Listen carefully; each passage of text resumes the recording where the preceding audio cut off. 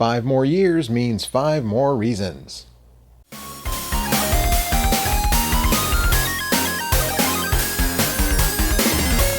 Here's 5 reasons. Hi everyone, it's me, Roger the Retro Gaming Puppet, and welcome back to 5 Reasons. Can you believe it's been 5 years since I started this show? Crazy, ain't it? But yeah, back in June of 2015, I unveiled this show with a look at 5 games on the GBA that never left Nintendo's 32-bit handheld. And half a decade later, they still haven't. If you haven't checked that episode out, I say go take a look. I stand by all of those games as still being, well, good to great.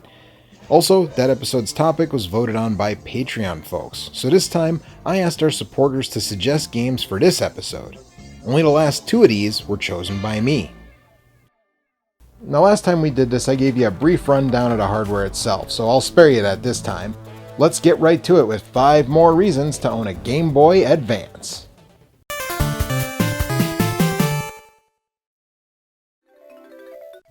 I'll get the one I'm least enthusiastic about out of the way first. With full knowledge that some folks love the BanjoKazooie series, I'll just say that this feels true to console games. There's a lot of jumping, a lot of cute characters, a lot of annoying dialogue, and tons of stuff to collect. If you love Rare's classic collectathons of the N64 era, this game, released after Microsoft's acquisition of the former Ultimate Play-to-Game, is something you should definitely check out.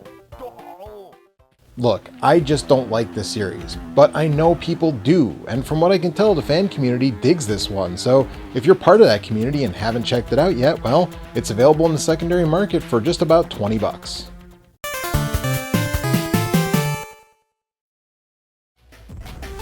I'm not sure how I managed to sleep on a WayForward Godzilla game for the GBA, but here we are. But now I know, and yeah, this one is solid. Published by Infogrames just as they were becoming Atari as a tie-in with the console version of Destroy All Monsters Melee, this game is, of course, quite different from that console game. This is basically a sequel to King of the Monsters on Neo Geo by way of WayForward. It's not as deep or as difficult as SNK's Monster Bashes, but with 6 of Toho's most popular monsters and a final boss battle with Mecha King Ghidorah, it's a must-play for kaiju fans. As a fan of the King of the Monsters, I was pleasantly surprised by this one, and if you're a Godzilla fan too, you probably will be as well. And just like the last game, you can get a bear cart for about $20.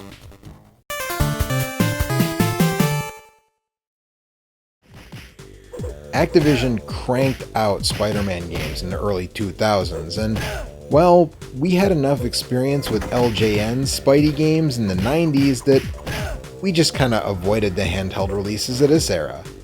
But much to my surprise, this one is pretty fun. It's not the best game out there starring the webhead, but it's a solid side-scrolling action game from Vicarious Visions, who were also making very solid Tony Hawk games on the GBA at the time. It's just too bad that this one uses the Donkey Kong Country style pre-rendered look instead of the hand-drawn style of Godzilla domination. Again, this is not Spidey's best video game outing, but you know, it's pretty fun and it's actually really cheap. Yeah, it's less than $10, and in fact there is a bundle cart that's this and Wolverine's Revenge, and that one is even cheaper. I don't know anything about that game, but hey, you know what, even if it's terrible, you'd be getting this game, again, pretty decent, for, you know, even cheaper.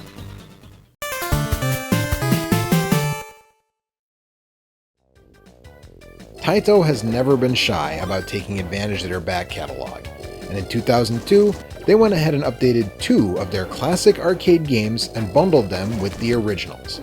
First was Bubble Bobble Old and New, which did hit the US, and then second was this game, Elevator Action Old and New, which sadly did not leave Japan. Still, if you're a fan of the classic Spy 'em Up, this one doesn't exactly require deep knowledge of the Japanese language to enjoy. If you just want the arcade experience, choose Old, and that's what you'll get. Not the NES version, the arcade version. I don't know why some sources say it's the NES version, but it ain't. Now if you want something a little more interesting, Choose New, and you've got 3 playable characters with a 4th unlockable, new power-ups, a life bar, grenades, and more. Look, this one isn't exactly elevator action returns, but it's still a very solid execution on the elevator action concept. So yeah, if you're a fan, check it out. Unfortunately, this one got one very limited print run, and that means that a bear cart is going to be hundreds of dollars, and a complete copy is going to be thousands of dollars. So yeah, flashcart or emulator on this one.